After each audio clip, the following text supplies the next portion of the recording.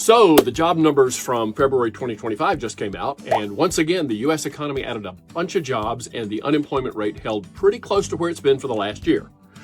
Economists, a group to which I do not belong, will parse these numbers out to provide more color and analysis, and it'll be interesting to see the political spin that the various sides put on what they see.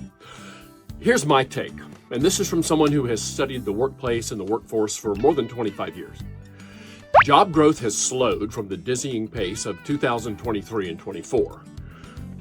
Thank goodness, because employers were having way too hard a time filling jobs for it to have continued like that for much longer. Although February's 151,000 jobs is more than the previous month's 143,000, but really, what's 8,000 jobs from one month to the next? Not much. And that's counting some of the 10,000 federal jobs that DOGE has whacked in the last month. The point is, the job growth remains strong in this country. And it's got little to do with who was president either before or now. Unemployment has wobbled around 4% for the last year, not varying more than 0.3% in the last 12 months. In other words, it hasn't changed in real terms. And it's still historically low, and that puts an uncomfortable degree of pressure on employers looking for workers.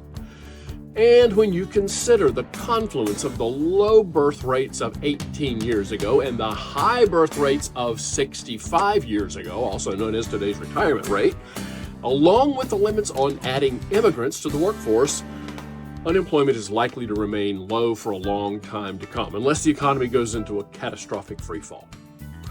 So what does all this mean for you as an employer? In a nutshell, labor demand exceeds labor supply by a pretty fair margin, and that won't change for the foreseeable future.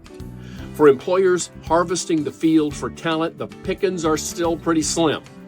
Nobody can afford to get cocky. But organizations that are seen as a great place to work, they should be able to find and keep the people they need. The ones that suck are going to continue to have a hard time, so don't suck.